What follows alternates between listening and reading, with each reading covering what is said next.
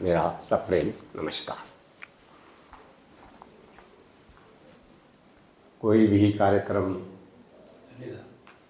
जैसे अभी गायत्री मंत्र से शुरू किया, मेरा गायत्री मंत्र आप सुनेंगे? मेरे साथ दोहराइएगा। आप सब लोग दूर दूर से यहाँ आए हैं, एक ही उद्देश्य है कि कैसे हम बिना दवाई के सदैव स्वस्थ रहें। यही उद्देश्य है ना? तो मेरे साथ मेरा गायत्री मंत्र ये आप प्रतिदिन दोहराएंगे। मैं उसे कहता हूँ पॉजिटिव थिंकिंग। तो मेरे साथ दोहराइए। स्वस्थ रहना मेरा जन्म सिद्ध अधिकार है। स्वस्थ रहना मेरा जन्म सिद्ध अधिकार है। बीमार होना महापाप है। बीमार होना महापाप है। हम पापी नहीं बनेंगे।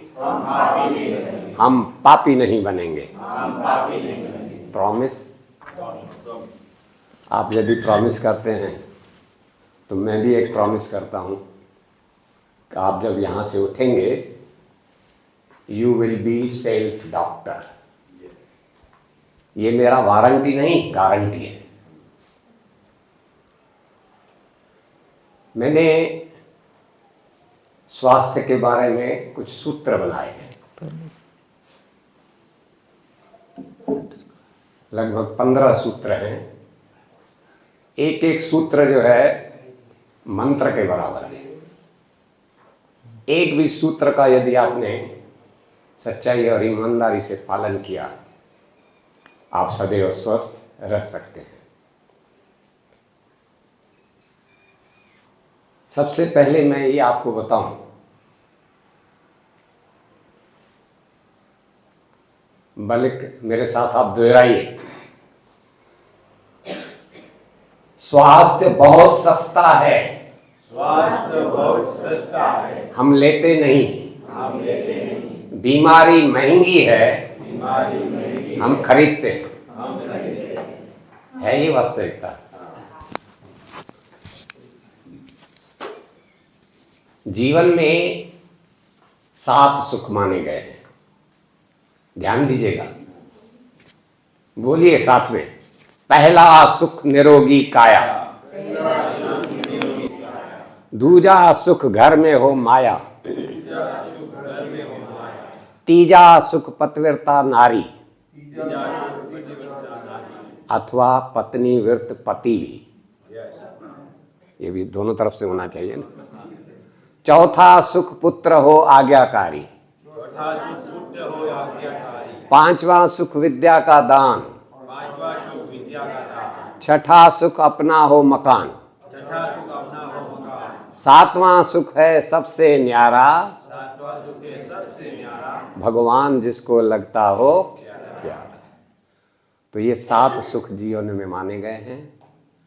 अब आप जैसे ना इनकम टैक्स का असेसमेंट करते हैं, ऐसे ही असेस कीजिए आपको कितने सुख मिल रहे हैं। जिनको 7 सुख मिल रहे हैं उनका जीवन धन्य है। लेकिन कहा गया ये पहला सुख निरोगी का, सबसे टॉप, सबसे ऊपर।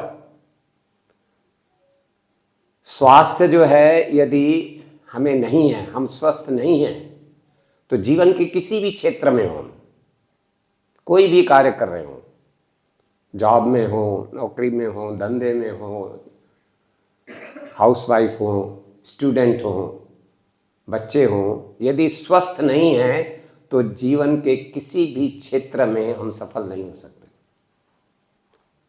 स्वास्थ्य सर्वोपरि है। Health is on the top. एक छोटा सा एग्जाम्पल है। यदि मैं स्वस्थ नहीं हूं, मुझे 102 डिग्री का बुखार है और सचिन भाई बोल रहे हैं चलिए आज 5 स्टार होटल में खाना खाने चलेंगे, जा पाएंगे क्या? डायरिया हो रहा है, कोई मित्र बोलते चलिए आज फ्लाइट में चलते हैं घूमने के लिए, जा पाएंगे क्या? पहला सुख निरोगी काया, स्वास्थ्य सबसे ऊपर है।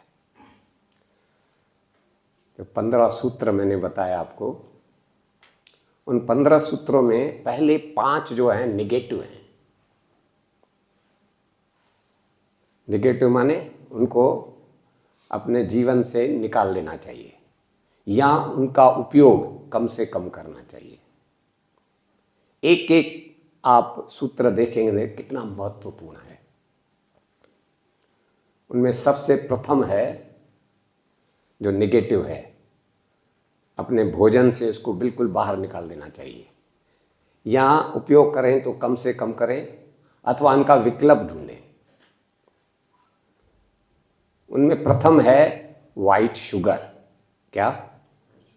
वाइट शुगर, सफ़ेद चीनी, बहुत खतरनाक चीज़ है। हम बड़े चाव से इसका उपयोग करते हैं, लाखों टन जो है चीनी हिंदुस्तान में उपयोग में आती है। लेकिन इस चीनी का मूल क्या है, कैसे बनती है ये? मूल रूप में क्या है चीनी के? गन्ना। गन्ना हम कैसे खाते थे पुराने ज़माने में? दांतों से छीलते थे और फिर चूसते थे, सबसे अच्छा तरीका है। गन्ने में इतने न्यूट्रिशस पावर है, गन्ने में इतने मिनरल्स और विटामिन्स हैं कि उसका शुगर जो है हमको कोई तकलीफ नहीं देता। लेकिन उस भगवान के द्वारा दिए हुए उस गन्ने को हमने ये दिमाग लड़ाया।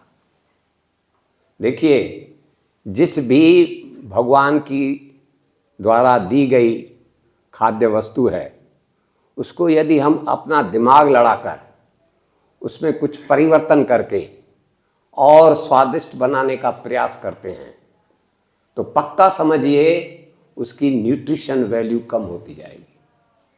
ये पक्का समझिए। हमने दिमाग लड़ाया, अरे यार कौन दांतों से छीले, छुरी से छीलना शुरू कर दिया, गंडेरी बनाई, वो चूसने लगे, वो भी ठीक है। लेकिन यहाँ तक भी रुके नहीं, फिर दिमाग लड़ाया, कौन चूसे, इसका अगर रस निकाल दो, गन्ने का रस निकाल दिया, नींबू डालकर पीने लगे चाव से, ये भी ठीक है। लेकिन जो पहला तरीका है उससे ठीक नहीं है कोई भी तरीका। जैसे जैसे हम उसमें परिवर्तन करते जाएंगे, प्रोसेस करते जाएंगे ना, उसकी न्यूट्रिशन वैल्यू कम होती जाएगी। फिर क्या किया, अरे ये जूस तो जो है 10 मिनट के बाद फर्मेंट हो जाती है, कितनी देर चलेगी जूस, जल्दी खराब हो जाती है। दिमाग लड़ाया, इसका गुड़ बना दिया बिना केमिकल वाला, लेकिन बिना केमिकल वाला गुड़ भी ज़्यादा दिन नहीं चला। फिर दिमाग लड़ाया, केमिकल डाल के वाइट गुड़ भी बनाया, आजकल वाइट गुड़ भी मिलने लगा है। यहाँ तक भी रुके नहीं, फिर जो है दिमाग लड़ाया, अरे यार ये गुड़ जो है बरसात में तो पानी पानी हो जाता है, इसकी शक्ल ही बदल दो।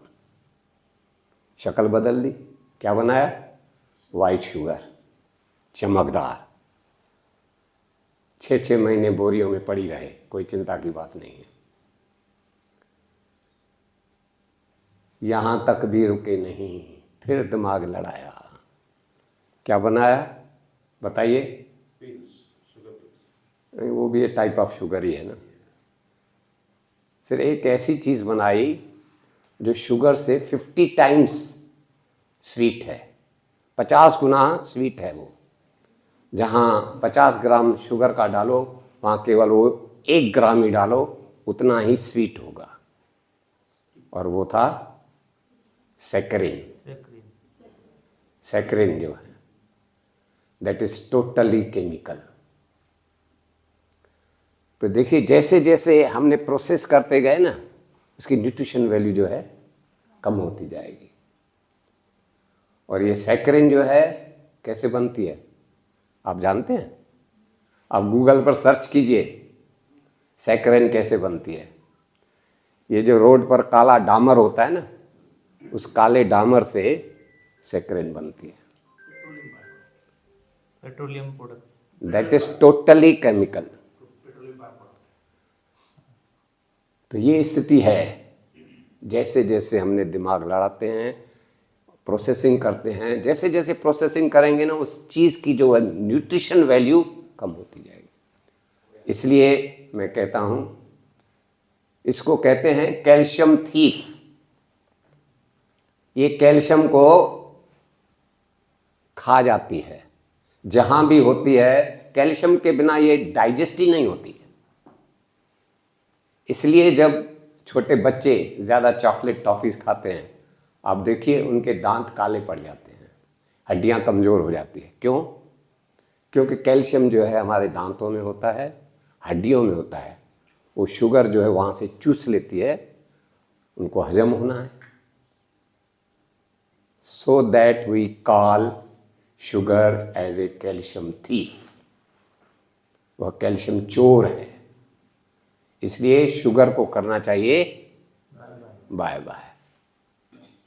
ये शुगर की कहानी हो गई। दूसरा नेगेटिव पॉइंट, नमक, सॉल्ट। आप कहेंगे कौन सा सॉल्ट खाएं? कोई आयोडीन बोलेगा, कोई रॉक सॉल्ट बोलेगा, कोई काला नमक बोलेगा, कोई समुद्र का नमक बोलेगा, कोई टाटा का बोलेगा। All salts are chemical. जितने भी सॉल्ट हैं सब केमिकल है, जो ऊपर से डाले जाते हैं। वैसे देखा जाए, salt is must for body.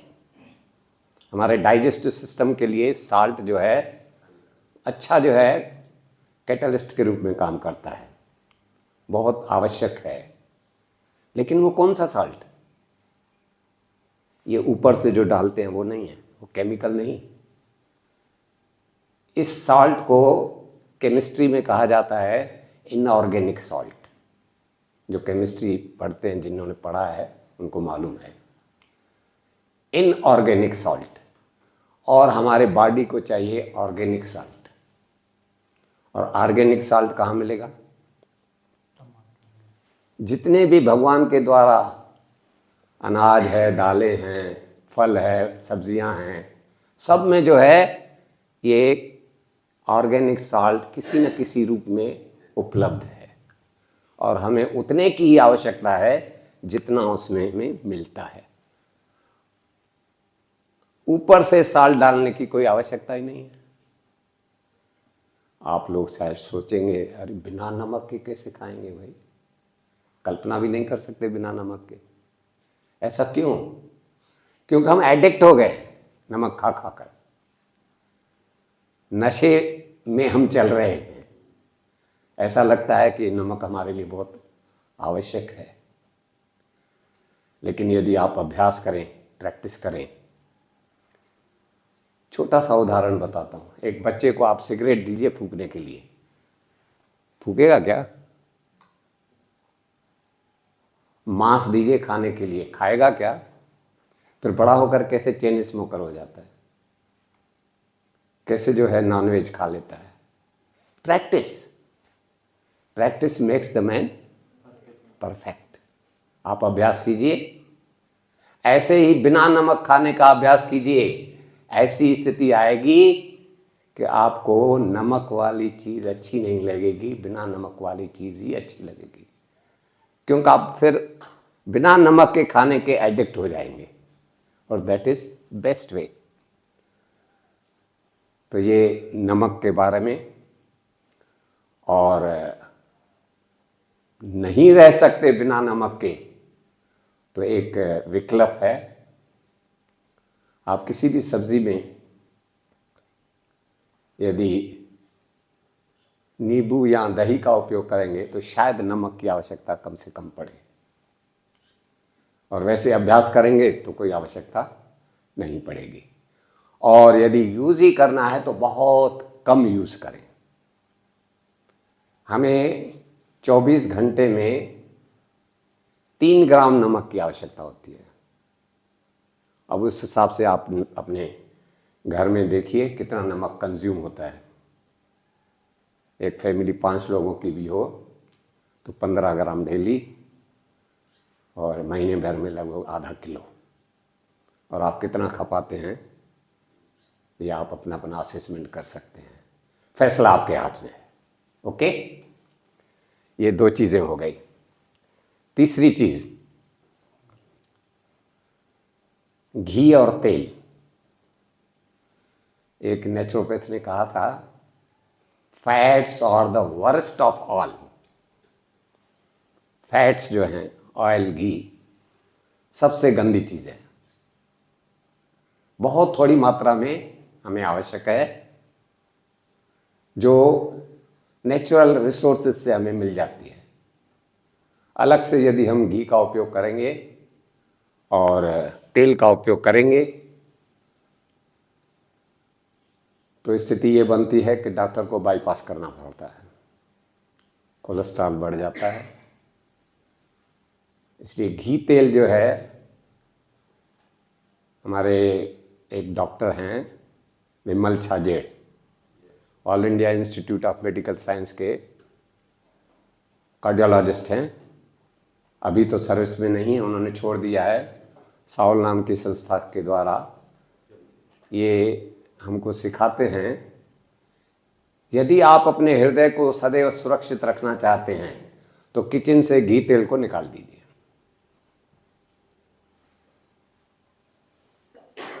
और यदि घी तेल का उपयोग करना ही है तो उसका सब्स्टिट्यूट क्या है?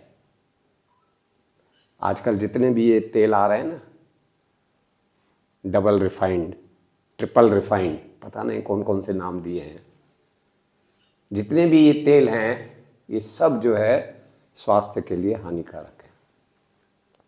आपको यदि बिना साइड इफेक्ट के तेल और घी का उपयोग करना है तो आप सब्जी में डायरेक्ट मूंगफली के दाने डाल दीजिए ना, नारियल डाल दीजिए, तिल डाल दीजिए, आपको ओरिजिनल तेल मिलेगा जिसका कोई साइड इफेक्ट नहीं है।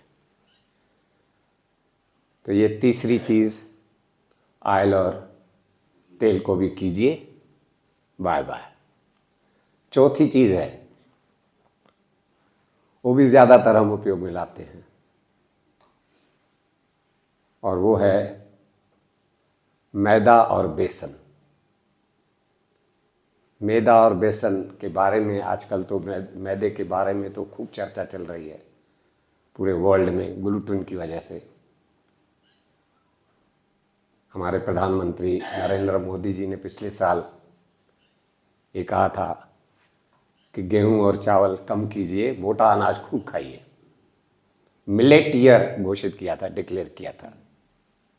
मोटा अनाज का उपयोग अधिक से अधिक करें। तो मैदा और बेसन, घी, तेल, नमक और शुगर, ये सभी जो है बीमारियों के आने के दरवाजे हैं। बीमारियां इन्हीं दरवाजों से आती है। तो घी और तेल को भी कीजिए बाय बाय, या नेचुरल वे घी तेल के बहुत सारे हैं, उसका उपयोग अपन कर सकते हैं। जैसे बताया ना, मूंगफली है, नारियल है, इनमें ओरिजिनल तेल मिलेगा आपको, वो डायरेक्ट आप लीजिए। उसके साथ आपको जो है रेशा भी मिलेगा, कोई दिक्कत नहीं आएगी। ये 4 चीज़ें हो गई जो खाद्य वस्तु हैं जिनका उपयोग न करें अथवा कम से कम करें, और विशेषकर जब हम बीमार पड़ जाएं तो बिल्कुल न करें। 5वीं जो चीज़ है वो खाद्य वस्तु नहीं है, वो 5वीं वस्तु है निगेटिव थॉट्स, ऋणात्मक विचार। ऋणात्मक विचार, कुछ लोग सोचते हैं अरे क्या ऋणात्मक विचार होता है? कोई बता सकता है क्या है ऋणात्मक विचार या पॉजिटिव थिंकिंग? शुरू शुरू में मैंने एक मंत्र बताया, क्या था? स्वस्थ रहना मेरा जन्म सिद्ध अधिकार। ये पॉजिटिव थिंकिंग है। बीमार होना महापाप है, ये पॉजिटिव थिंकिंग है। यानी ऐसे विचार हम सदैव लाएं। विचारों के बारे में गायत्री परिवार के जो संस्थापक थे आचार्य पंडित श्री राम शर्मा जी, उन्होंने एक बहुत अच्छा कोटेशन दिया है, आप सब जानते हैं। जो व्यक्ति जैसा सोचता है और करता है वह वैसा ही बन जाता है। He who thinks and do becomes so। इस विषय पर हम और आगे चर्चा करेंगे। तो नेगेटिव थॉट्स का एक दो और उदाहरण मैं बताता हूं। पॉजिटिव थॉट और नेगेटिव थॉट क्या है। हम फिल्मी गाना गाते हैं ना, पॉजिटिव थॉट्स में क्या आता है, आप मेरे साथ दोहराइए। जिंदगी एक सफर है सुहाना, यहाँ कल क्या हो किसने जाना। जिंदगी एक सफर है सुहाना, यहाँ कल क्या हो किसने जाना। ये पॉजिटिव थिंकिंग है। और पॉजिटिव थिंकिंग का उदाहरण, हम भी अगर बच्चे होते, नाम हमारा होता बबलू गबलू, खाने को मिलते लड्डू, और दुनिया कहती happy birthday to you, happy birthday to you. ये पॉजिटिव थिंकिंग है। और नेगेटिव थिंकिंग का गाना भी सुनिए। पुराने ज़माने में एक गाना आता था, शायद पुराने लोगों को मालूम हो। एक वो भी दिवाली थी, एक ये भी दिवाली है, उजड़ा हुआ गुलशन है, रोता हुआ माली। ये नेगेटिव थिंकिंग है। यहाँ एक दूसरा गाना है, इस भरी दुनिया में कोई भी हमारा न हुआ, इस भरी दुनिया में। ये नेगेटिव थॉट्स हैं। हमें पॉजिटिव थॉट्स चाहिए। नेगेटिव और पॉजिटिव थॉट्स के ऊपर आगे और हम चर्चा करेंगे। तो ये 5 चीज़ें थी जो नेगेटिव हैं। इनको जीवन से निकालना चाहिए या कम से कम करना चाहिए। अब छठा सूत्र है।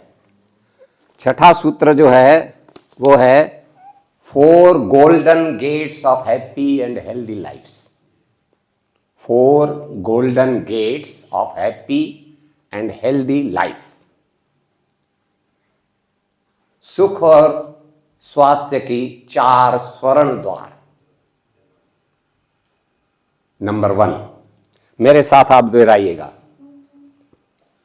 आजकल आप किसी भी डॉक्टर के पास जाएंगे ना, तो डॉक्टर क्या बोलता है, घी खाओगे तो कोलेस्ट्रॉल बढ़ जाएगा, नमक खाओगे तो ब्लड प्रेशर बढ़ जाएगा, शक्कर खाओगे तो डायबिटीज़ हो जाएगी, दूध पियोगे तो हृदय रोग हो जाएगा। यही बोलते हैं।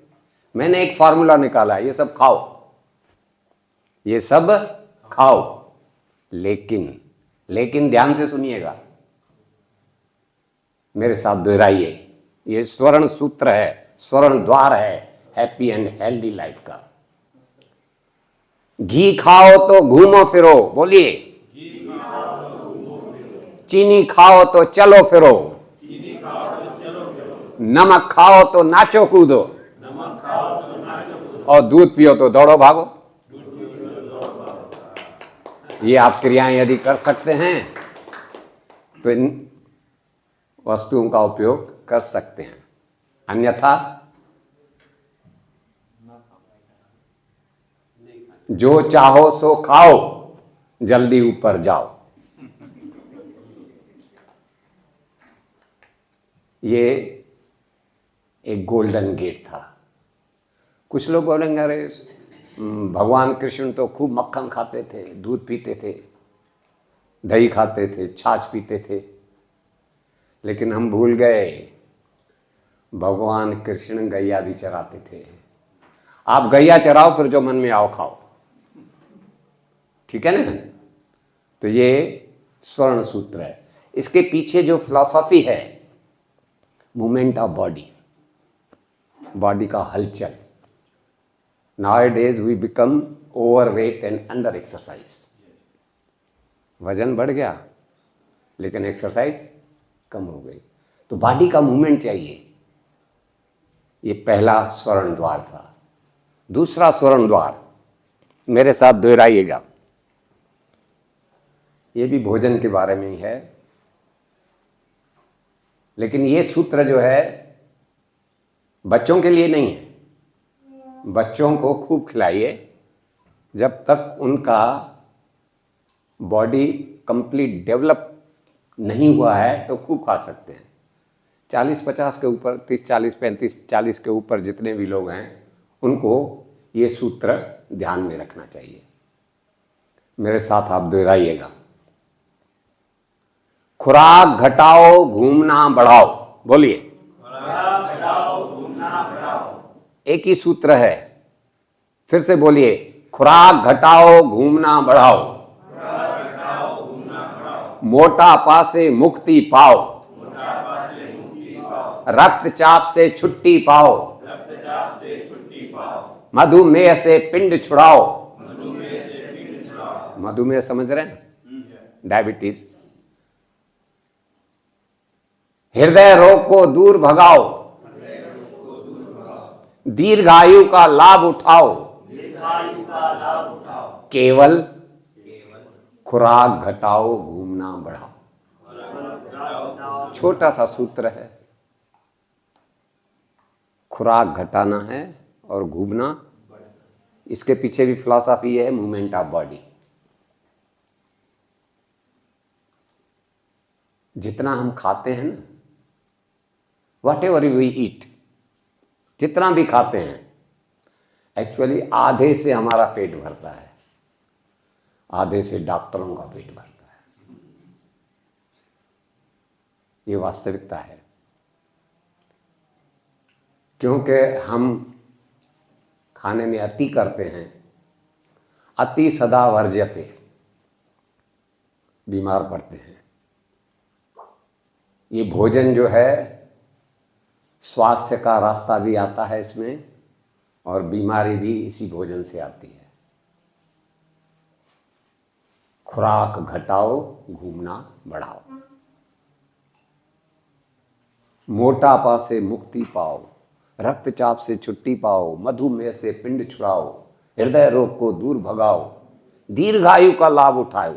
लास्ट में क्या कहा गया? दीर्घायु का लाभ उठाओ। इसका मतलब लंबी उम्र बढ़ी है। खुराक घटाने से उम्र बढ़ती है।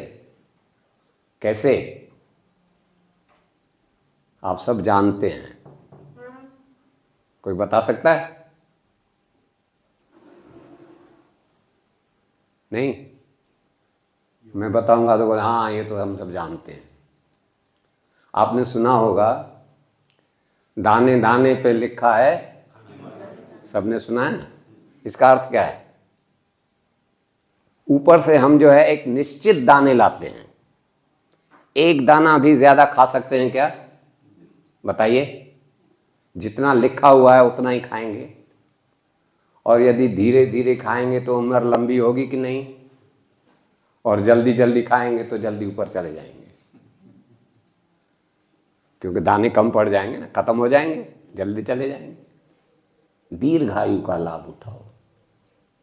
ये दूसरा स्वर्ण द्वार, golden gate of happy and healthy life.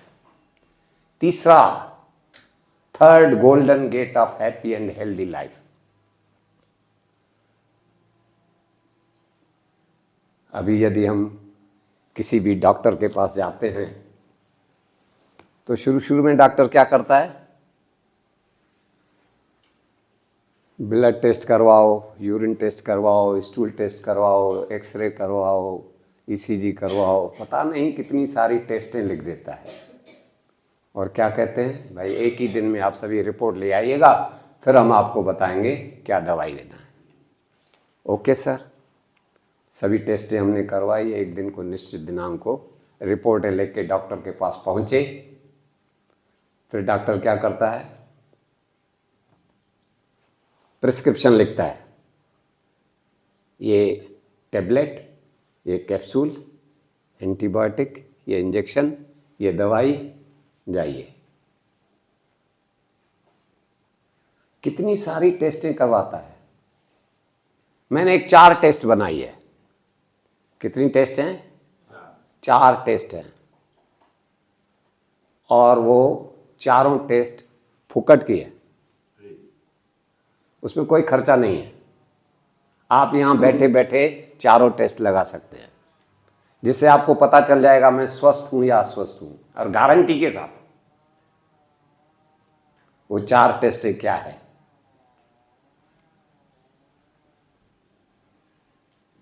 लगाना चाहेंगे? हाँ, 4 टेस्ट हैं। अपने आप से 4 सवाल पूछने हैं। कितने सवाल पूछने हैं? 4। नंबर 1, मुझे भूख अच्छी लगती है या नहीं? बोलिए।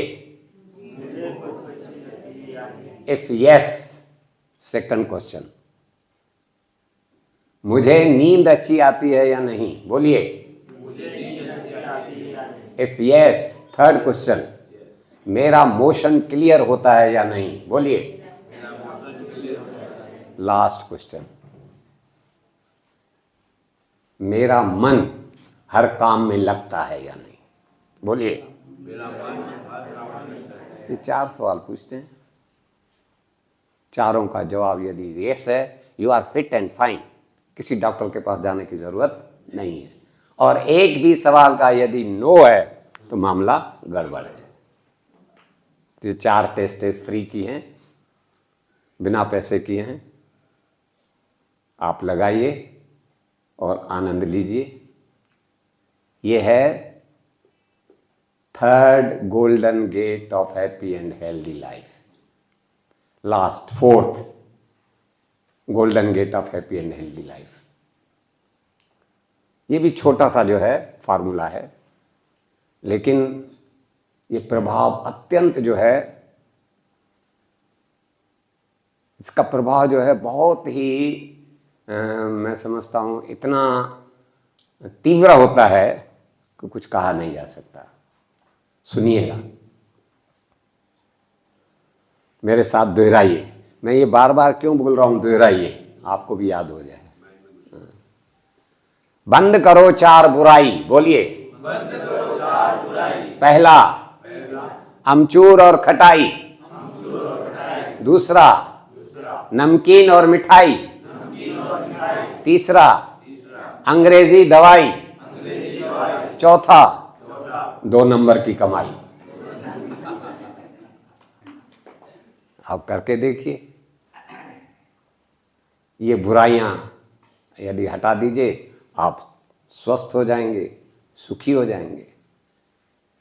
ये 5 नेगेटिव थे फॉर्मूले और 4 ये गोल्डन गेट्स। कितने हो गए?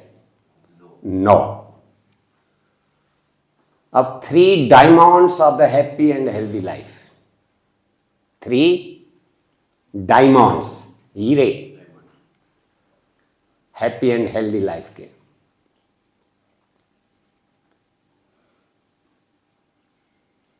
ये 3 हीरे जो हैं, ऐसे हीरे हैं जिसमें पूरा स्वास्थ्य का जो है ये कहा जाए कि पूरा स्वास्थ्य आ जाता है इसमें। वो 3 जो है हीरे हैं, ये 3 एक प्रकार से सोर्सेज हैं, स्रोत हैं स्वास्थ्य के आने के और बीमारी के आने की भी। ये 3 सोर्स हैं, 3 दरवाजे हैं ये। कौन कौन से हैं ये 3 दरवाजे? पहला है विचार क्या है? थॉट। सबसे ज्यादा जो बीमारी यहां से आती है। दूसरा है आहार, डाइट, और तीसरा है व्यवहार, लाइफस्टाइल। ये 3 द्वार हैं जो हमें स्वास्थ्य दे सकते हैं, और ये तीनों द्वार हमको बीमारी भी दे सकते हैं, रोग भी दे सकते हैं। विचार, आहार और व्यवहार। विचार के बारे में जैसे मैंने पूर्व में बताया था, आचार्य जी ने कोटेशन दिया है, जो व्यक्ति जैसा सोचता है और करता है वो वैसा ही बन जाता है। इसलिए शुरू शुरू में मैंने कहा था, स्वस्थ रहना मेरा जन्म सिद्ध अधिकार है। ये आप मंत्र रोज पढ़िए।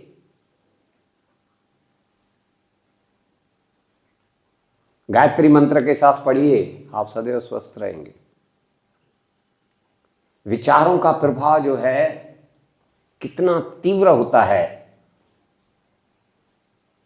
ये एक छोटा सा उदाहरण इतिहास का मैं बताता हूं आपको। मीराबाई का नाम सुना होगा आप लोगों ने।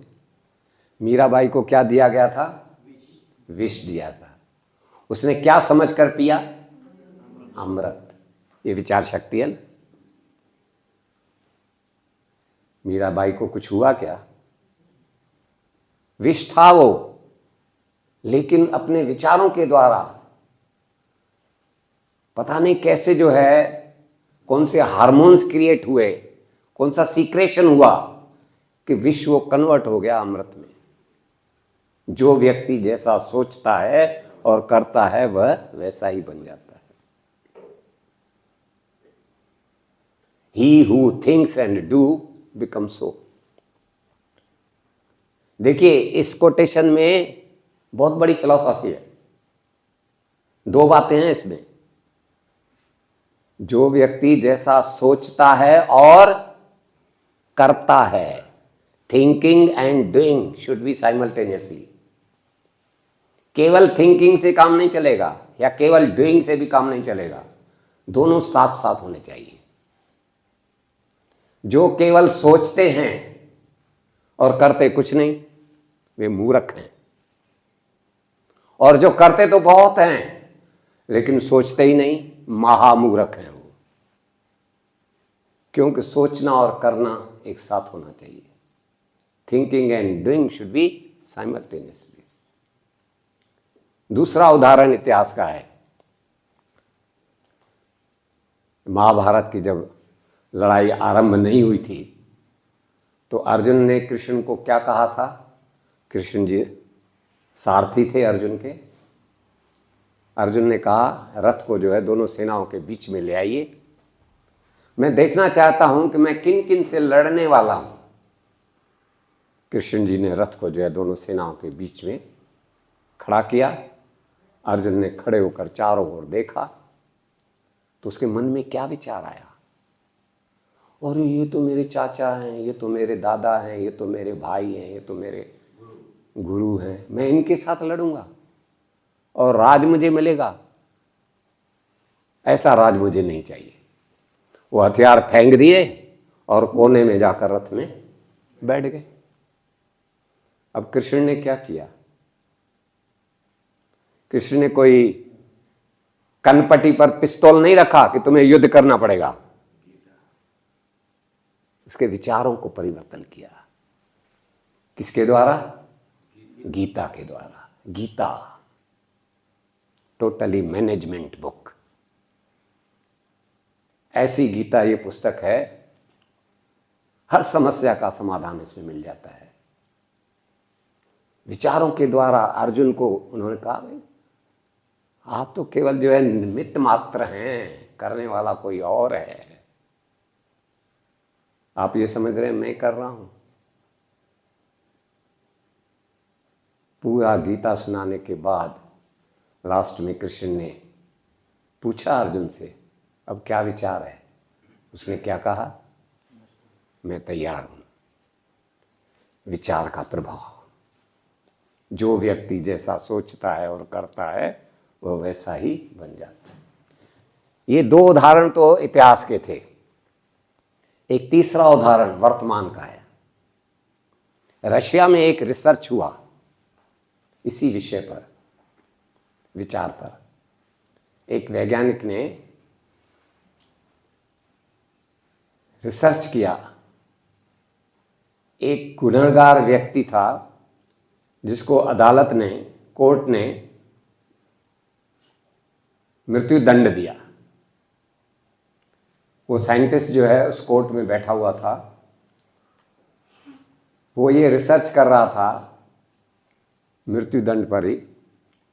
तो उसने जज साहब को एक एप्लीकेशन दिया, मैं एक रिसर्च कर रहा हूँ, आपने इस गुनहगार को मृत्यु दंड दिया है, ठीक है, लेकिन मैं चाहता हूँ कि मृत्यु दंड जो है, मृत्यु किस प्रकार इसको दी जाए ये मुझ पर छोड़ा जाए। मृत्यु तो देंगे, मेरा रिसर्च वर्क इस पर चल रहा है। तो जज ने सोचा मृत्यु दंड तो देना ही है इसको, अब किसी भी प्रकार से मृत्यु मिले। तो उसने अलाउ कर दिया, परमिशन दे दी, भाई ठीक है। तो निश्चित दिनांक को गुनहगार को जब मृत्यु दंड दिया जाना था, उसके एक दिन पहले उस वैज्ञानिक ने बड़ा प्लेटफॉर्म बनाया। उस प्लेटफॉर्म पर उस गुनहगार को कुर्सी चेयर लगाकर बिठाया, सामने और लोग भी बैठे हुए थे। वहाँ एक घोड़े को बुलाया गया, घोड़ा आया एक मैदान में बीच में, और एक कोबरे सांप को, कोबरा, और ये कहा उन्होंने उस गुनहगार को, अब ये कोबरा जो है घोड़े को डसेगा और घोड़ा यहाँ पर तड़प तड़प कर मर जाएगा। कल इसी प्रकार आपको भी जो है मृत्यु दंड दी जाएगी। अब सोचिए उसके मन में क्या विचार चल रहे हैं, उस गुनहगार के मन में। घोड़े को जो है सामने लाया गया और कोबरे को जो है उसे डसवाया गया। उसी समय घोड़ा तड़प तड़प कर मर गया। दूसरे दिन वही प्लेटफॉर्म, गुनहगार को वहीं चेयर पर बिठाया गया। बस एक परिवर्तन किया गया, उसकी आंखें बंद कर दी गई। न घोड़े को बुलाया, न कोबरा को बुलाया, एक चूहे को बुलाकर उससे कटवाया उसने। और आप आश्चर्य करेंगे, वो तड़प तड़प कर जो जैसा सोचता है और करता है वह वैसा ही बन जाता है। और पोस्टमार्टम की रिपोर्ट आई, इसकी मृत्यु जो है कोबरा की वजह से हुई है।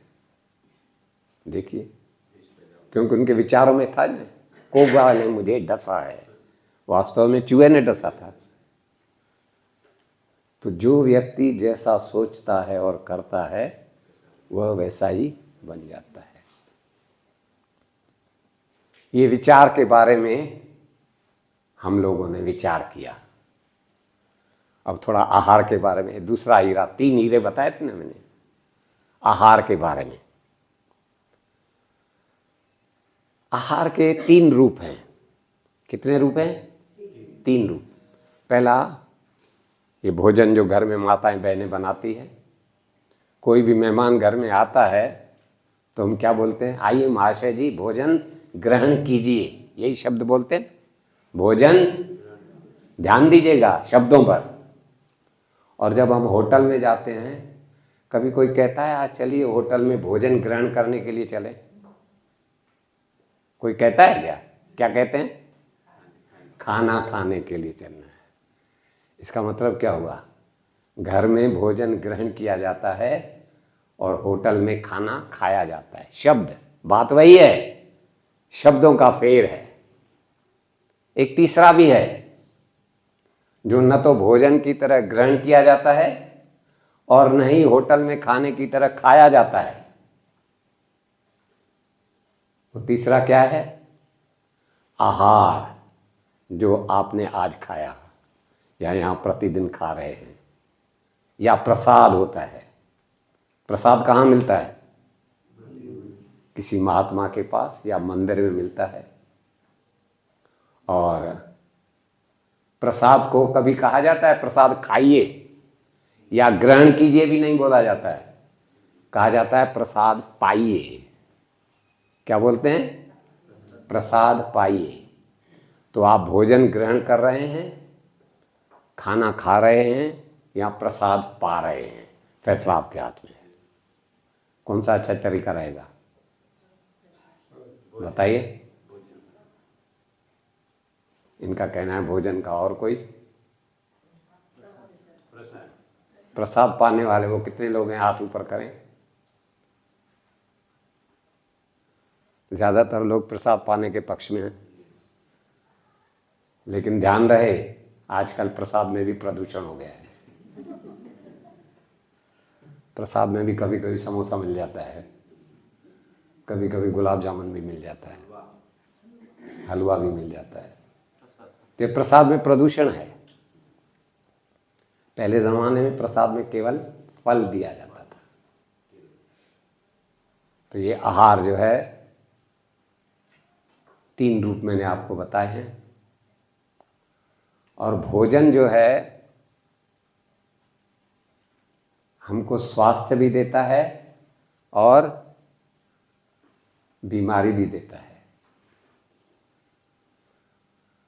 जितने भी नेचुरोपैथी सेंटर्स हैं वहाँ पर उपवास कराया जाता है। आपने किया है यहाँ उपवास?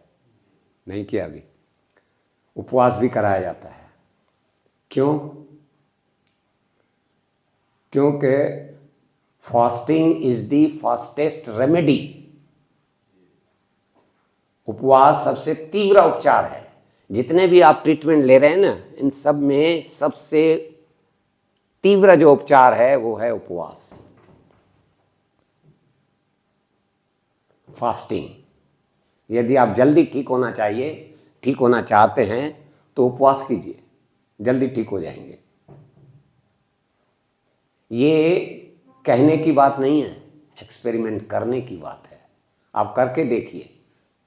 विशेषकर जो तीव्र रोग होते हैं ना, एक्यूट डिजीज होती है, सर्दी जुकाम खांसी उल्टी दस्त फोड़ा फुंसी, ये सब जो है तीव्र रोग हैं, इसमें थोड़ा सा भी उपवास करेंगे तो आपको शीघ्र लाभ होगा। कैंसर सेल्स भी उपवास से नष्ट हो सकते हैं। माइट भी। तो उपवास जो है हम तो कहते हैं कि जल्दी ठीक हो जाए, लेकिन हमारे ऊपर आरोप लगता है। कौन सा आरोप लगता है? ये नेचुरोपैथ डॉक्टर जो है भूखों मारते हैं। क्या आरोप लगता है? ये भूखों मारते हैं। हम जल्दी ठीक होने के लिए उपवास कराते हैं। वो एक गालिब का शेर है, हम आह भी भरते हैं तो हो जाते हैं बदनाम। यानी हम उपवास कराते हैं तो बदनाम हो जाते हैं। ये भूखों मारते हैं। हम आह भी भरते हैं तो हो जाते हैं बदनाम, वो कत्ल भी कर डाले तो चर्चा ही नहीं होती। उनको सर्टिफिकेट मिला हुआ मारने का। हाँ?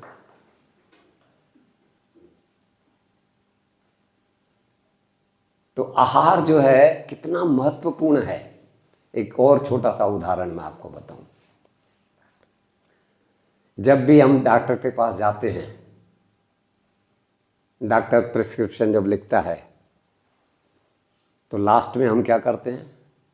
डॉक्टर को थैंक यू भी बोलते हैं, जेब भी ढीली करते हैं, और जाते जाते एक जो है सवाल, किसी भी बीमारी का रोगी हो, बच्चा हो चाहे बूढ़ा हो, स्त्री हो चाहे पुरुष हो, एक ही सवाल करता है डॉक्टर से। कौन सा? डॉक्टर साहब क्या खाएं? करते हैं ना, डॉक्टर साहब क्या खाएं? अरे खा खा के तो बीमार पड़े हो, फिर भी पूछ रहे हो डॉक्टर साहब क्या खाएं? डॉक्टर तो बोलेगा सब कुछ खाओ, एक दवाई है खाना मत भूलना। ये वास्तविकता है। एमबीबीएस के सिलेबस में भोजन के बारे में कुछ नहीं मिलेगा आपको। उनका जो सिलेबस है ना, उसमें भोजन के बारे में कौन सा खाना चाहिए नहीं खाना चाहिए नहीं मिलेगा आपको बिल्कुल। दवाइयों के बारे में बहुत सारी बातें मिलेगी, नई नई दवाइयाँ, नई नई बीमारियाँ, बड़ी बड़ी लंबी लंबे नाम की बीमारियाँ जो हमको दिमाग से ऊपर चली जाती है, पता ही नहीं चलता।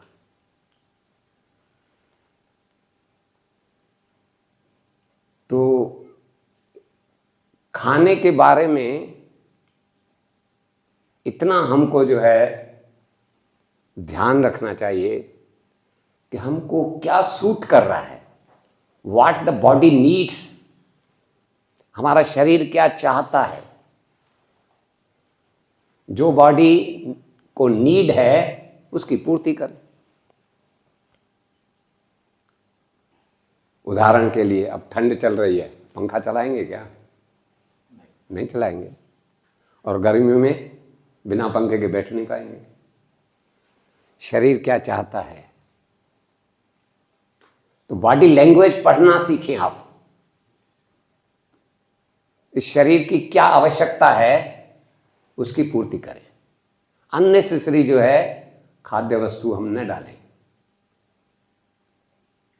इसके लिए एक छोटा सा उदाहरण बताता हूं। ये भी एक फार्मूला ही है, मेरे साथ दोहराइएगा।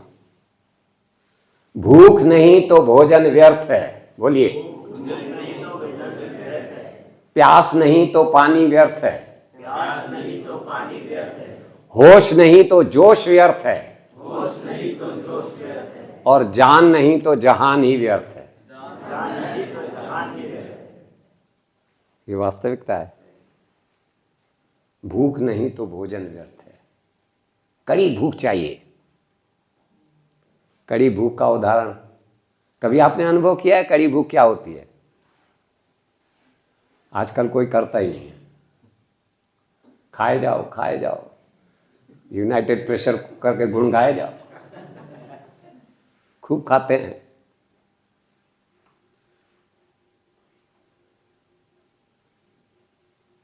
एक्चुअली क्या है, हम जो कुछ खाते हैं अल्टीमेटली उसका क्या बनता है, कोई बता सकता है? लास्ट में क्या बनता है? मल। वो तो 4 रास्तों से निकल जाता है। मलद्वार से सॉलिड के रूप में, मूत्रद्वार से लिक्विड के रूप में, और फेफड़ों से कार्बन डाइऑक्साइड के रूप में, गैस के रूप में, और चौथा पसीने के रूप में चमड़ी से। 4 रास्तों से ये वेस्ट मटेरियल जो है निकल जाता है। अच्छी चीज क्या बनती है? खून बनता है, ब्लड बनता है, और ब्लड ही पूरे बॉडी को चलाता है। ब्लड नहीं हो तो हम सर्वाइव नहीं कर सकते। ब्लड जो है, आप अलग अलग शहरों से आए हैं, किसी को पता है आपके शहर में ब्लड का कोई कारखाना है, कोई इंडस्ट्री, कोई मैन्युफैक्चरिंग?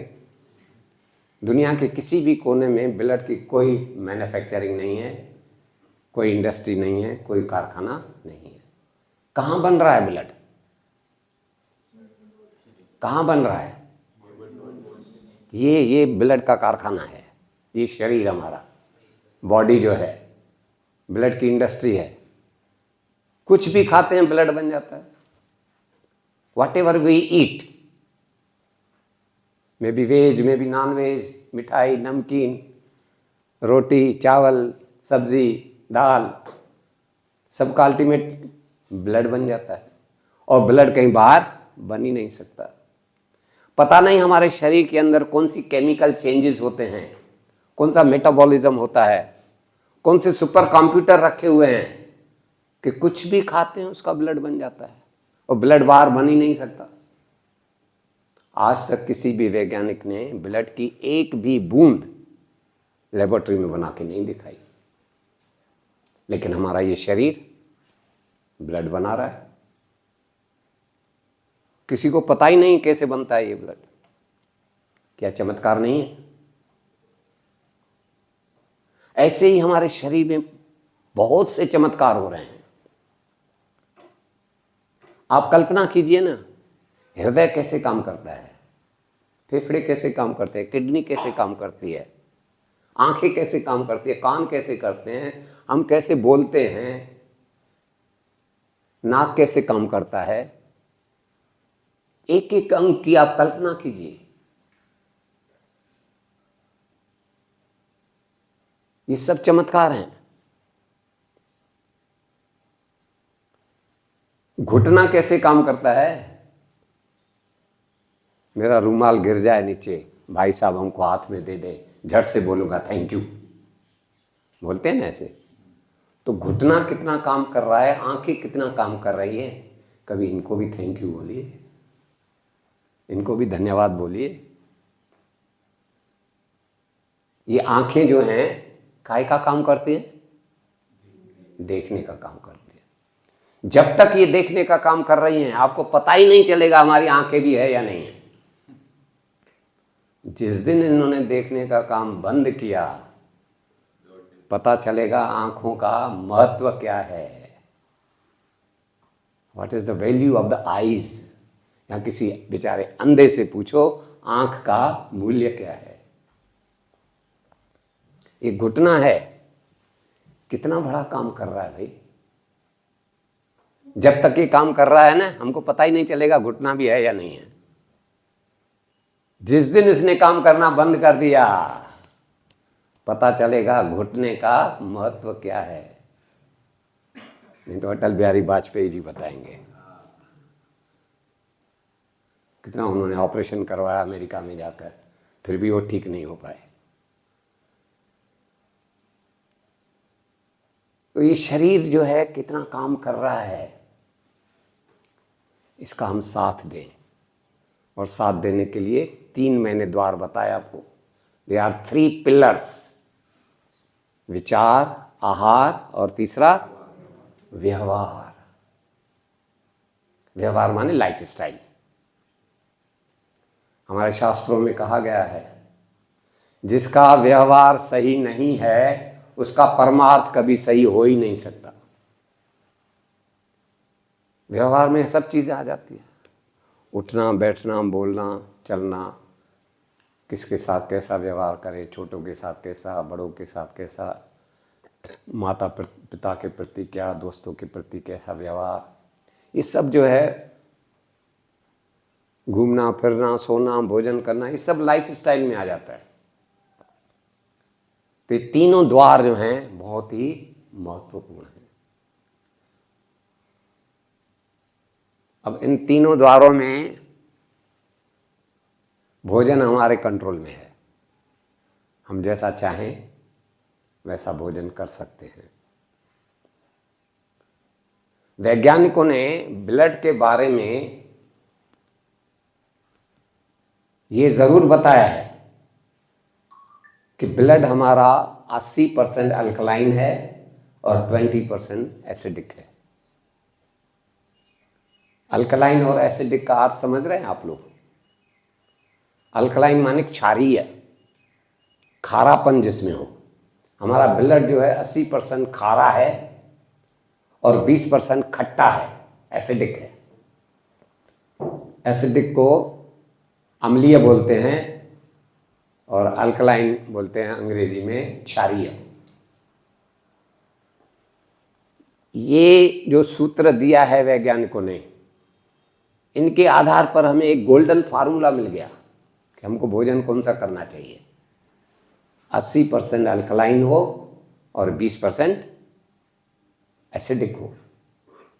यदि ये फार्मूला हमने जीवन में अपनाया तो हमारा ब्लड सदैव प्योर रहेगा, शुद्ध रहेगा और हम कभी बीमार नहीं पड़ेंगे। जिनका ब्लड जो है शुद्ध रहता है उसको कोई बीमारी नहीं लगती। तो ये फार्मूला क्या आया? ब्लड कहाँ से बना? काय से बनता है ब्लड? भोजन से बनता है। तो भोजन हमारा 80% जो है अल्कलाइन होना चाहिए और 20% एसिडिक होना चाहिए। अब सवाल उठा है अल्कलाइन भोजन क्या होता है, वो यदि पता चल जाए तो अल्कलाइन भोजन, केवल 4 भोजन जो है अल्कलाइन है। ध्यान से सुनिएगा, ये गोल्डन फॉर्मूला है। 4 भोजन अल्कलाइन हैं और बाकी जितने भी भोजन हैं सब एसिडिक हैं। 4 भोजन कौन से हैं वो? Number 1, all types of fresh fruits, ये 100% अल्कलाइन है। और ड्राई फ्रूट्स भी, यदि उनको रात को भिगोकर सुबह उपयोग में लाया जाए तो वो भी 100% अल्कलाइन है। अब फ्रूट्स कौन से लेने चाहिए? 3 गुण होने चाहिए फ्रूट में। पहला, fruit should be regional, second seasonal and third original.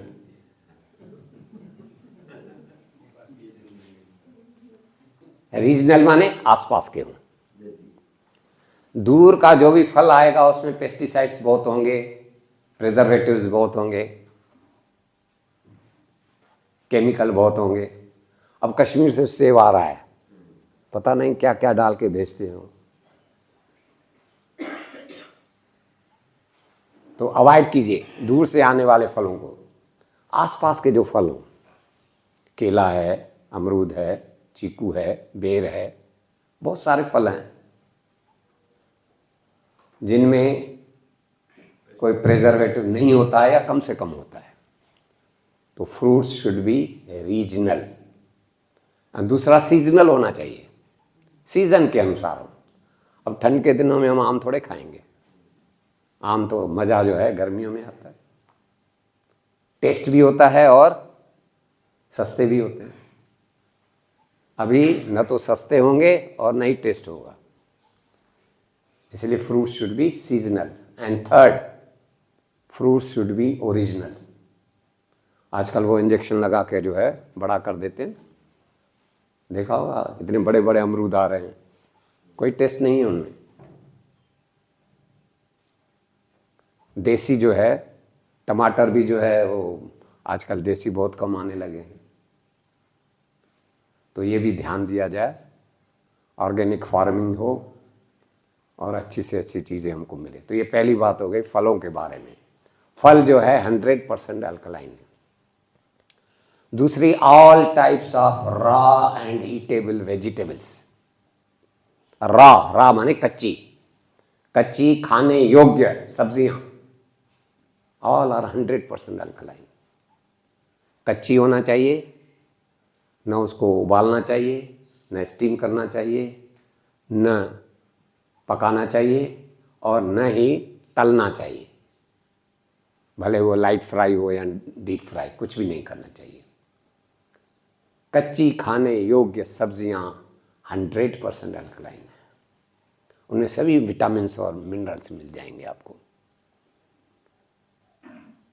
तो ये 2 चीज़ें हो गई। तीसरी चीज़, अंकुरित। अंकुरित माने स्प्राउट्स, जितना भी अन्न है, दालें हैं, उनका अंकुर निकाल कर जो है खाएंगे तो 100% अल्कलाइन है। और उसकी यदि चपाती बना के खाएंगे तो वो एसिडिक है।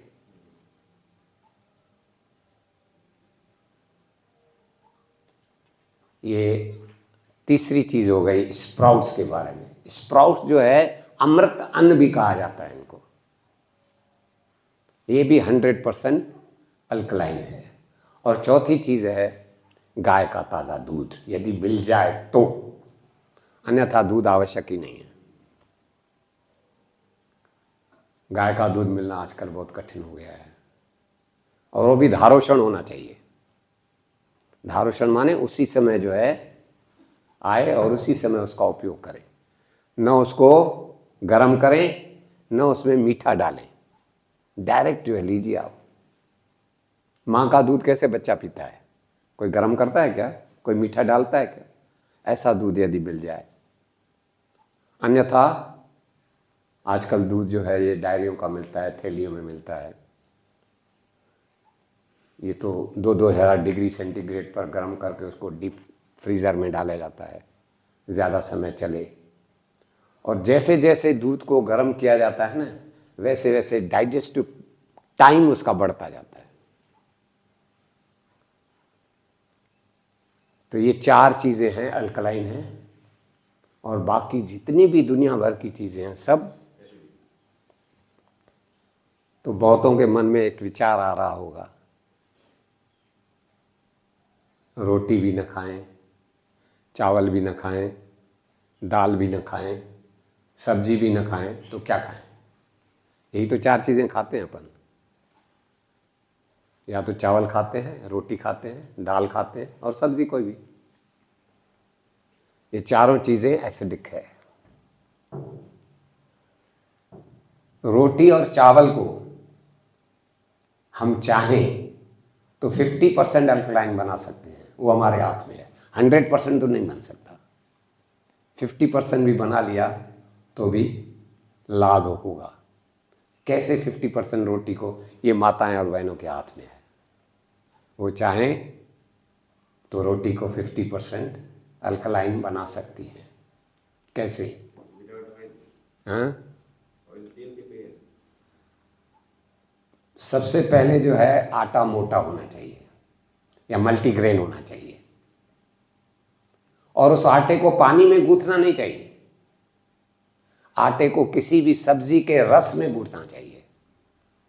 कोई भी सब्जी का रस हो उसमें आटे को गूंथिए, या किसी भी सब्जी में गूदेदार है तो मिक्सी में वो और आटा मिला दीजिए, उसको गूंथ लीजिए। और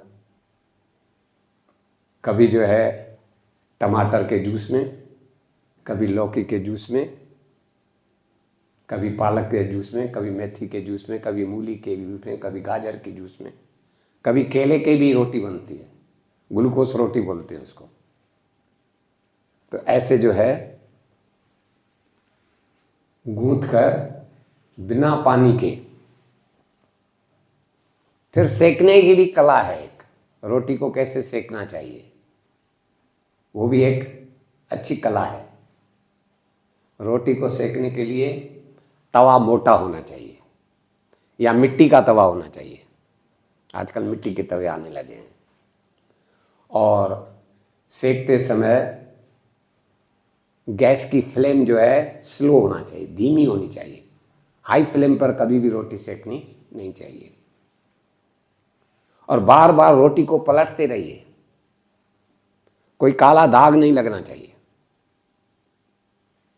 और ऐसी रोटी सेकनी चाहिए जैसे फिर बिस्किट रहता है ना, बिस्किट का कलर कैसा होता है? ब्राउनिश। ऐसा ब्राउन जो है, और वो कुरकुरी होगी, बहुत टेस्टी होगी, और 50% अल्कलाइन होगी। ऐसी रोटी यदि आप खिलाएंगे तो आपका बहुत बहुत धन्यवाद होगा।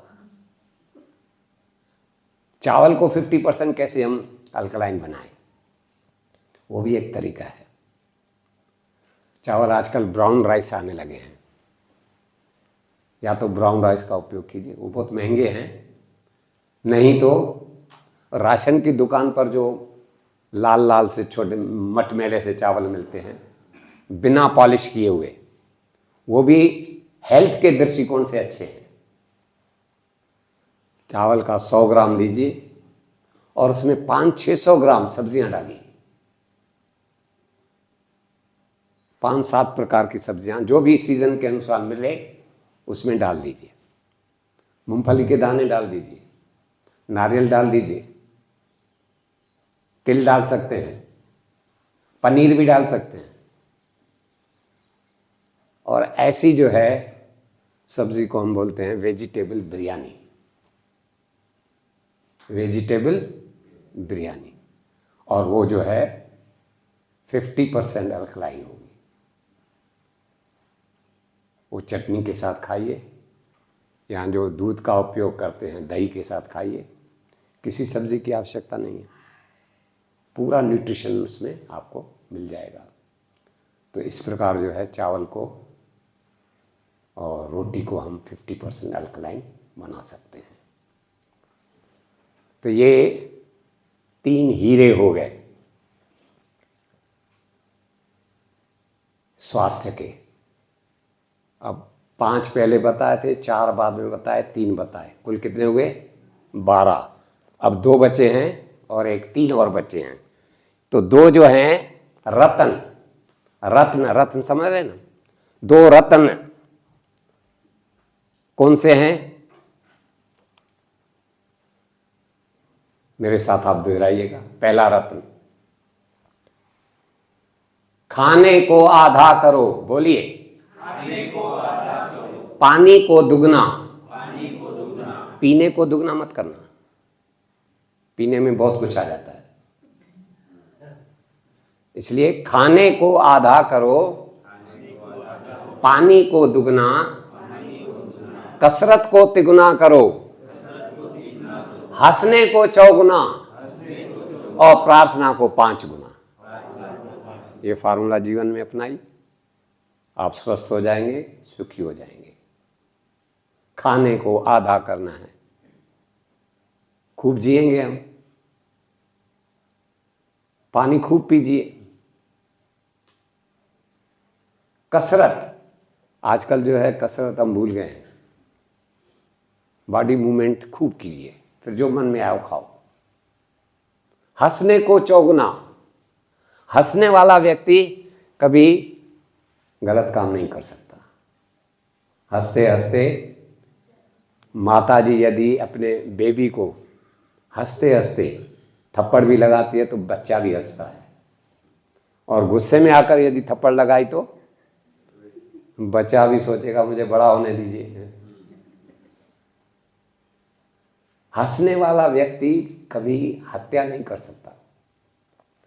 हत्या करने के लिए क्या करना पड़ता है? पहले सिगरेट फूकनी पड़ती है, फिर दारू पीना पड़ता है, फिर पिस्तौल चलती है। हंसते हंसते जो है पिस्तौल नहीं चला सकते आप। लेकिन ध्यान रहे, ये हंसी रावण की नहीं होनी चाहिए। Natural smiling, just smile, your duty is over. केवल आप मुस्कुराइए।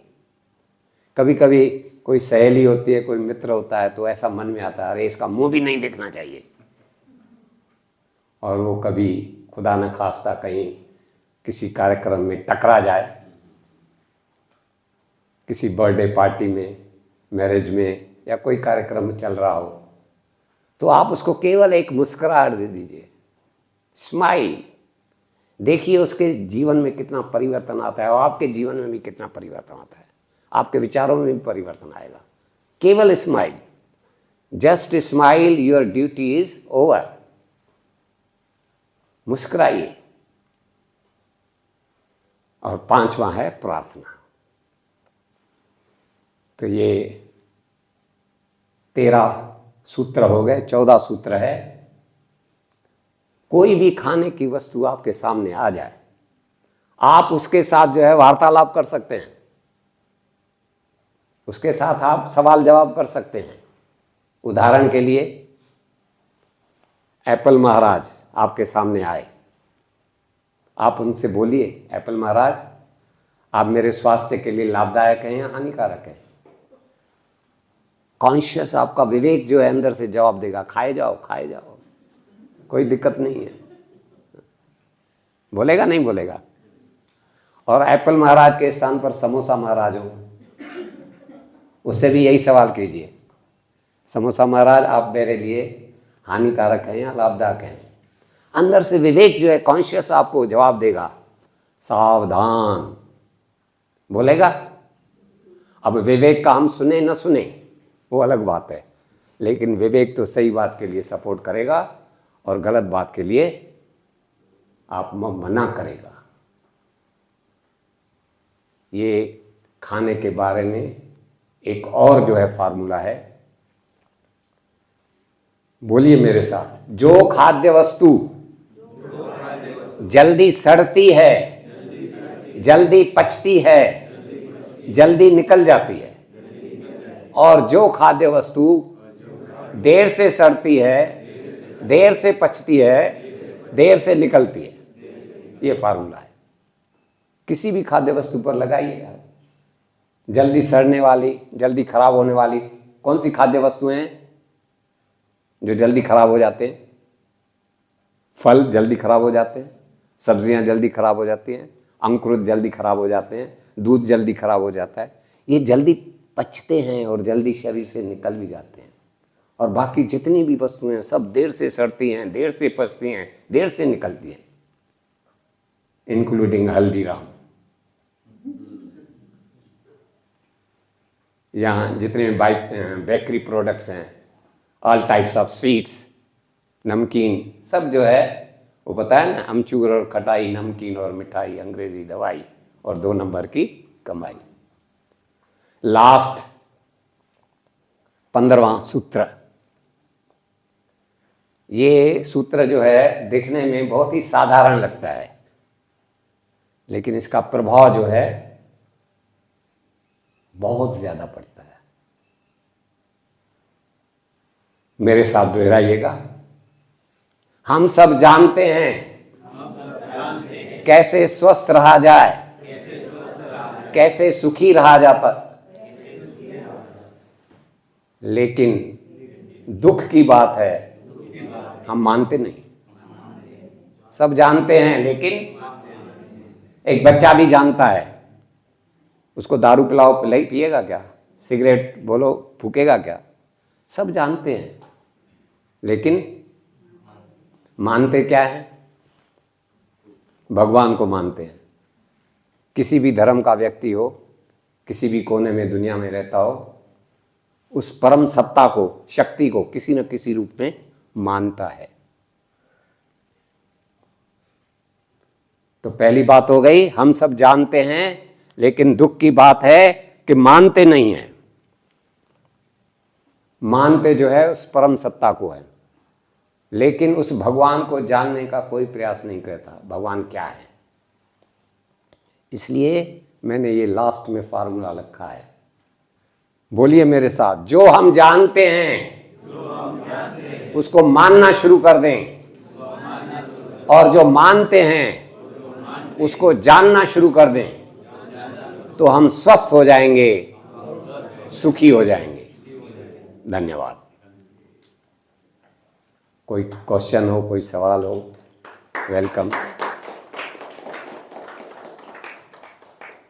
जो अंकुरित अनाज की आपने बात की हो, उसको उबालना जरूरी कि सीधा खाना है? नहीं, सीधा खाएंगे तो अच्छा रहेगा। कच्चा?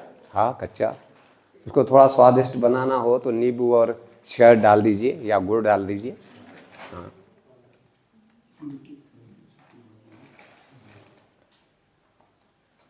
शहद से भी अच्छा गुड़ मैं समझता हूँ। आजकल शहद का पता ही नहीं चलता कि शुद्ध है या नहीं है।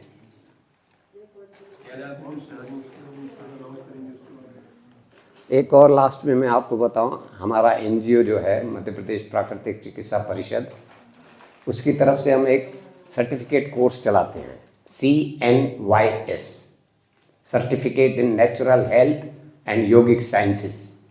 उसमें हमने 5 पुस्तकें बनाई हैं। ये 5 पुस्तकें हैं।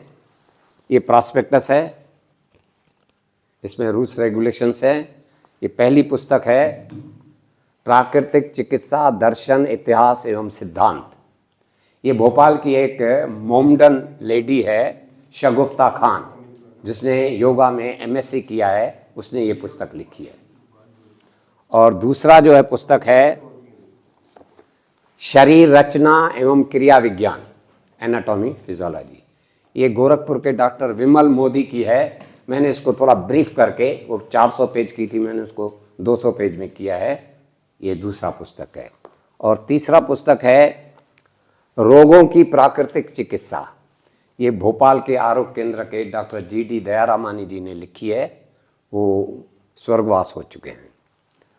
और चौथा पुस्तक है योग प्राणायाम व्यायाम एवं ध्यान।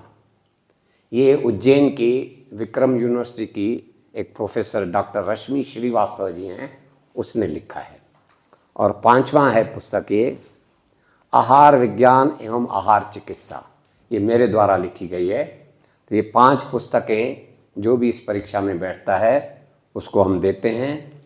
और उसके साथ साथ एक हमारा ये क्वार्टरली मैगजीन निकलता है आरोग्य रहस्य, ये भी साल भर फ्री देते हैं। जो भी इसमें बैठना चाहे, ये प्रॉस्पेक्टस में पीछे फॉर्म लगा हुआ है, यहाँ ऑनलाइन भी बैठना चाहे ऑनलाइन की लिंक भी है।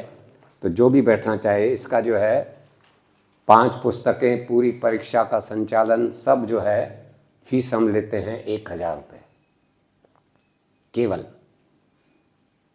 5 पुस्तकें भी। और यदि आप पार्सल से मंगवाएंगे तो 1100, नहीं तो 1000।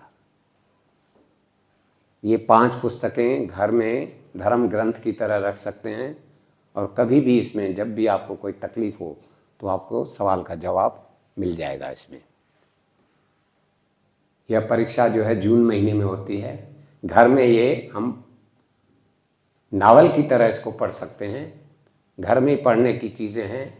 कोई क्लास जो है नहीं, ऑनलाइन क्लासेस लगती हैं, वो भी अटेंड कर सकते हैं आप मोबाइल पर। 3 फरवरी से शुरू कर रहे हैं हम लोग, 3 फरवरी से अभी तो परीक्षा 2 चरणों में होती है। एक प्री एग्ज़ाम में हम एक पेपर भेजते हैं, वो आप घर में बैठकर पुस्तकें देखकर उसका उत्तर लिखिए।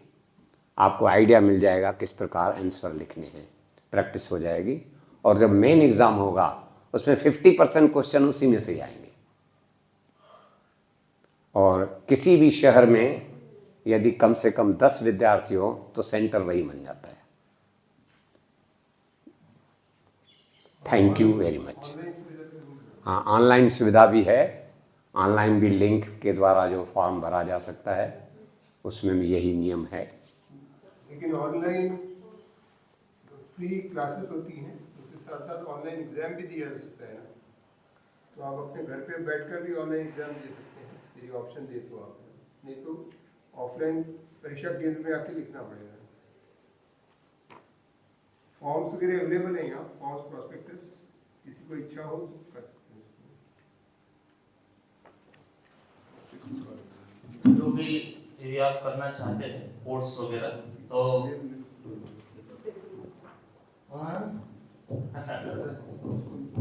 ये जितने मैंने सूत्र बताए हैं वो सब आपको एक एक पैम्फलेट मिल जाएगा, इसमें सभी सूत्र लिखे हैं। व्हाट्सएप पे भी शेयर कर देंगे आपको, है ना? काफी सारे लोगों ने लिखा भी है। तो बाबूजी आए हमारे बीच में और उन्होंने आपको बड़े रोचक तरह से, सुंदर तरह से दिल और दिमाग दोनों में बैठ जाए ऐसे सूत्रों को बताया। अब हमारी जिम्मेदारी है कि हम उनको, उन सूत्रों को अपने जीवन में, अपने आहार में, अपने रूटीन में, अपने विचारों को कितना स्थान देते हैं। जितना स्थान हम देते जाएंगे उतना हमको आरोग्य लाभ मिलता जाएगा। जितनी हम इन सब चीजों का उपयोग करते जाएंगे उतनी उम्र हमारी बढ़ते जाएगी, और जितना हम इनके प्रति उदासीन रहेंगे। अभी बाबूजी एक बात को भूल गए अपने लेक्चर में कि आप जानते तो हो सब कुछ, ये कोई बाबूजी ने और हमने कोई नई बात नहीं बताते हैं। आप जानते हो पर मानते नहीं हो। यदि मानते हो तो करते नहीं हो। तो बड़ी विडंबना है कि चीजों को आप जानते हो, नहीं जानते, जानने लग गए शिविर के बाद में, मानते नहीं हो, मानने भी लग गए, पर करोगे कब? अब नहीं तो कब?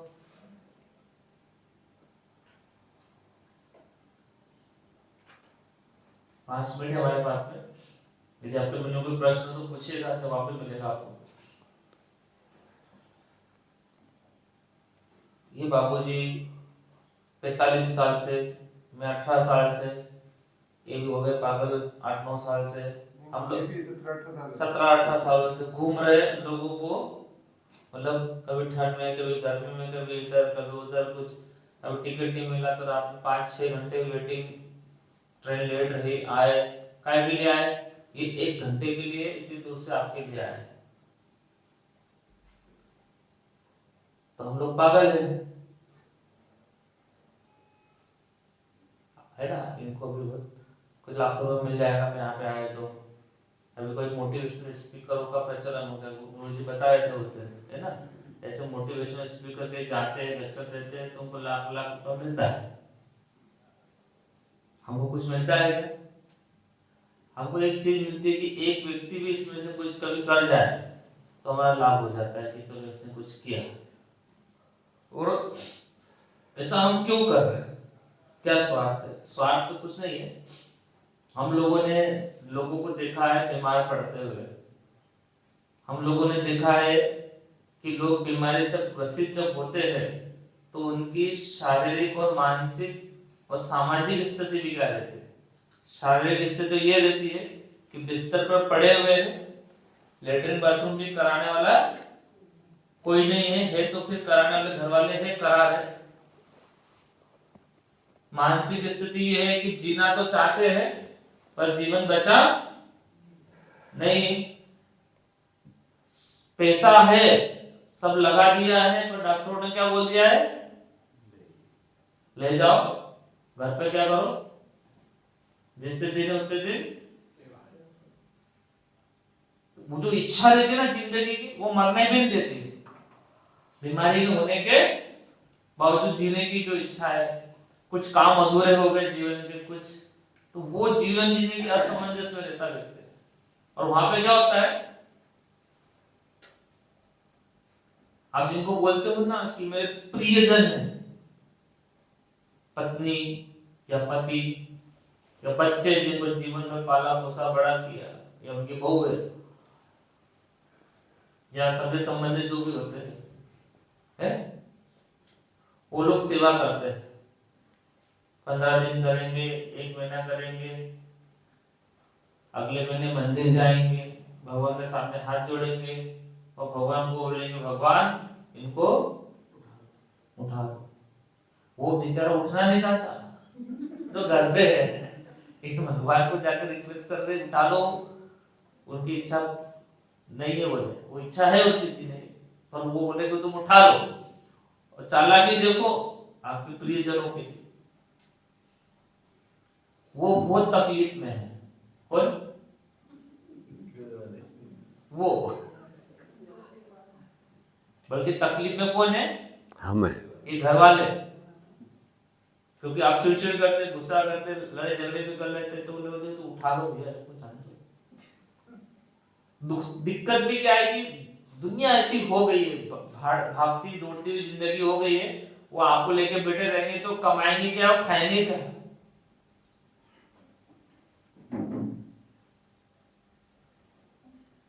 तो मनुष्य जीवन को प्राप्त करने के बाद में पशुवत मृत्यु को प्राप्त करना, ये सबसे बड़ा अभिशाप है।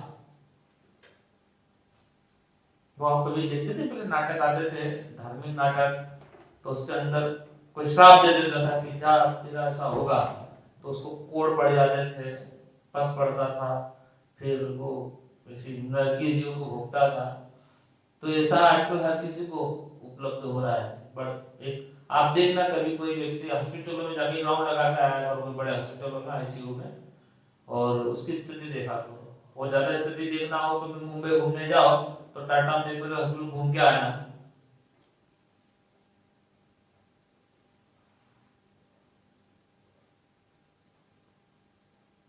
एक मेरे बाबूजी जैसे, मैं मुंबई में जॉब करता था, तो मेरे जो सर थे, मैंने वहाँ जॉब छोड़ दिया, तो बोले कि एक व्यक्ति है उसको कैंसर हो गया है, मैं आपकी घटना बता रहा हूँ, कैंसर हो गया है और बहुत परेशान है वो, और वो प्लीज आप आ जाओ। मैंने बोला मैं कैंसर का इलाज तो करता नहीं हूँ, मैं जितने लोग मतलब जो लोग स्वस्थ है बिना कैंसर वाले, तुमको स्वस्थ रखने की बातें करता हूँ, तो बीमारी नहीं पड़े, कैंसर कर जाए नहीं, ऐसे लोगों को ठीक करता हूँ। कैंसर को मैंने ठीक किया नहीं, मैं नहीं कर सकता, वो 3rd स्टेज का कैंसर है, बोले आप आओ। नहीं बोला आप आ तो जाओ, बोले कैसे भी करके, तो बहुत प्रेशर बनाया, मैं गया उनके बंगले पे गए मुंबई में। अच्छा बड़ा सा बंगला था, बैठा तो उसे दुबला हो गया था, कुछ ब्लड कैंसर था, तो ब्लड नहीं शायद कुछ पैनक्रियाज का कैंसर, याद नहीं आ रहा, 4-5 साल हो गए। बैठे तो बोले मैं बोलूं, बोले बोलूं, तो सामने बैठा है, सामने बैठा, बोले देखो ये तो हुआ है, बोले फिर मैंने इंडिया का जो टॉप डॉक्टर है ना, टॉप ऐसा होता है उसका, उंगली दिखा के, टॉप डॉक्टर है ना, उसके पास में इलाज चल रहा है, बोले अच्छा। और यहाँ पर बोले हॉस्पिटल है मुंबई का, कौन सा, वो धीरूभाई अंबानी की वाइफ के नाम से, कोकिला कोकिला हॉस्पिटल है, बोले कोकिला पेन हॉस्पिटल, वहां पे इलाज चल रहा है बोले। और जहां पर बोले धीरूभाई अंबानी और अमिताभ बच्चन एडमिट होते हैं, उसी रूम को मैं बुकिंग करता हूँ, किसको, उसी रूम को बुकिंग करता हूँ और वहां पर इलाज कराता हूँ।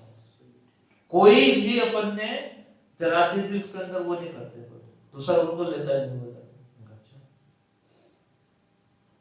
और बोले किसी ने कुछ मुझे बताया कि जापान में कोई ऐसी औषधि है जो जापानीज लोग यूज करते हैं, उससे बोले बीमारी सही हो जाती है, बोले तो वो भी मैंने बुलवाई ही ले रहा हूँ, उसको पूरा डिटेल में आधा घंटा उसमें लगाया बताने में। चाइना में एक औषधि है बोले, तो वहां बोले मैंने स्पेशल मेरे आदमी को भेजा, वो औषधि लेकर आया, बोले उससे कर रहा हूँ।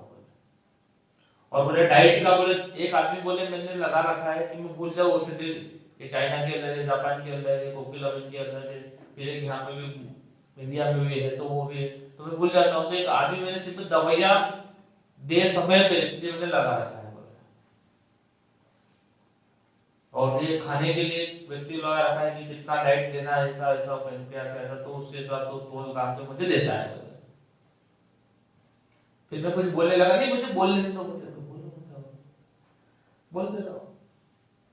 और बोले आप मुझे बताओ, आप जो बोलेंगे सब करूंगा, बोले अपने पास कोई कमी नहीं है, बोले पैसे की, बोले।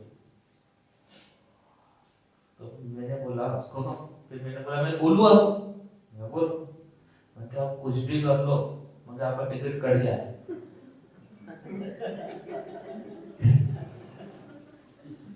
मैं बचना इम्पॉसिबल है, आप इंद्र को बुलाओगे ना तो वो भी आपको बचा नहीं सकता, बनकर आप मरने वाले हो, बन गए, ये तय है, और तुम स्वीकार कर लो इसको।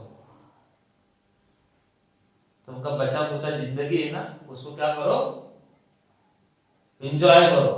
मैं कहीं मैनेजमेंट में लगाओ अपनी जिंदगी, जो डॉक्टर ने जो बता दिया करते रहो, तुम कितना स्ट्रेस से जीवन जी रहे हो, ये खुश होकर जियो।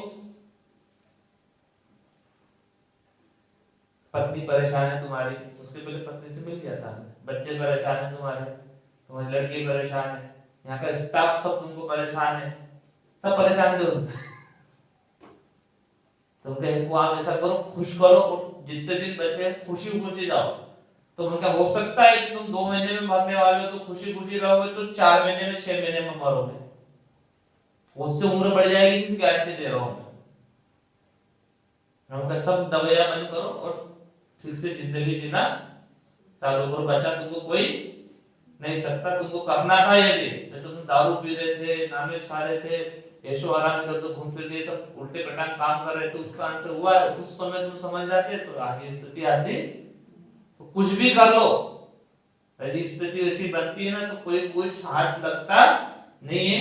आरोग्य की कुंजी आपके हाथ में आज है, कल नहीं है, ना खरीदी जा सकती है, ना मांगी जा सकती है, ना उसको हम कुछ कर सकते हैं, सिर्फ इंतजार है, इंतजार और कुछ नहीं।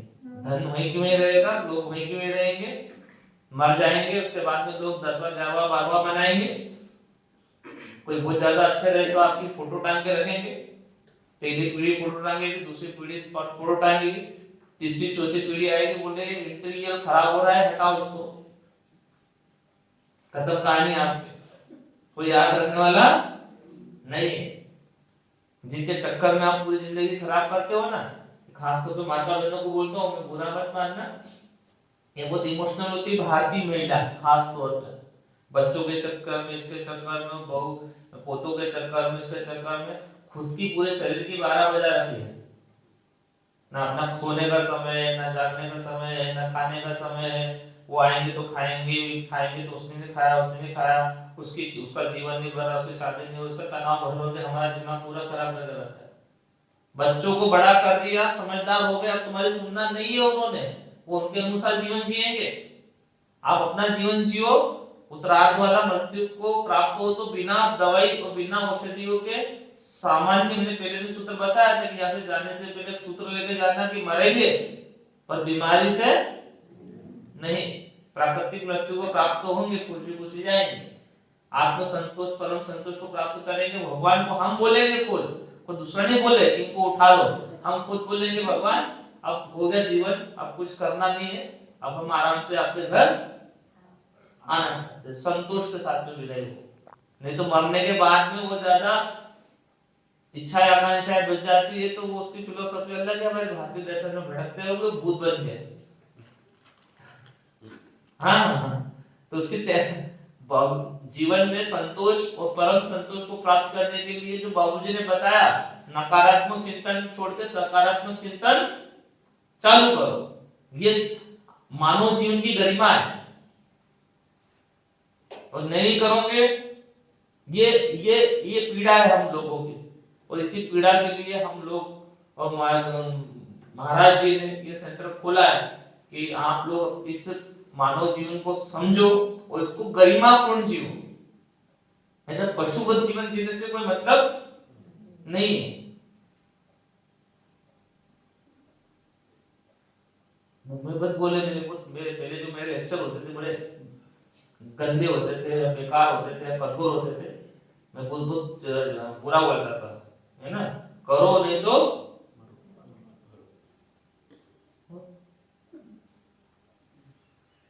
और इसी स्थिति में आज बहुत हमारे प्राकृतिक चिकित्सा में बहुत उत्तेजित लोग हुए काफी, जो एकदम मतलब भगा देते थे, डांट देते थे, चिल्ला देते थे।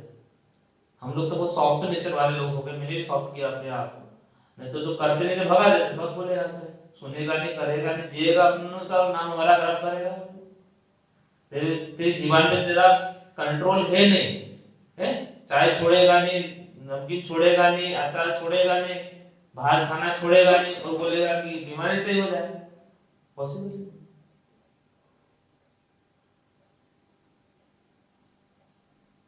और मैं हमेशा बोलता था, आज बोल रहा हूँ, बहुत सालों बाद बोल रहा हूँ, बोल देता हूँ, आज मूर्ख हुआ बोल रहे हैं माहौल में, कुत्ते बिल्ली जानवर हमसे बेहतर जीवन जी रहे। कुत्ता भी देख के खाता है, सुन के खाता है, समझ में आएगा नहीं खाना है तो सुन के आगे निकल जाता है, और हम लोग यही ना, जिसने जो दिया बोले हमारे यहाँ का विशेष आइटम है, बोले खाओ, क्या करते हैं, खाते हैं, नहीं समझ में आया तो नहीं खाते। और वही भोजन यदि कुत्ते के सामने भी रखते हैं कई बार, तो कुत्ता उसको बोलो, और हम होता है कि नहीं होता है, बहुत सी चीजें ऐसी जो मनुष्य खा लेता है, वो कुत्ते बिल्ली जानवर नहीं खाते।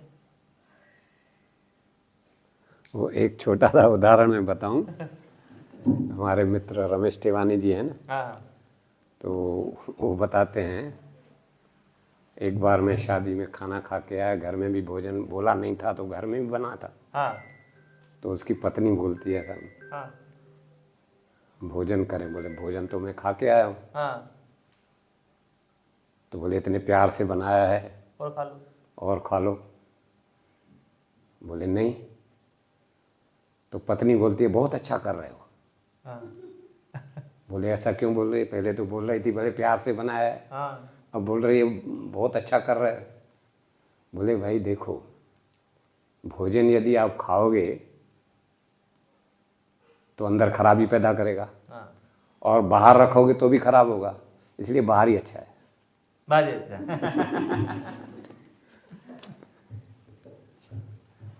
तो थोड़ा आपने भी आज का दिन आपको देखो, शरीर की गंदगी कितनी निकली होती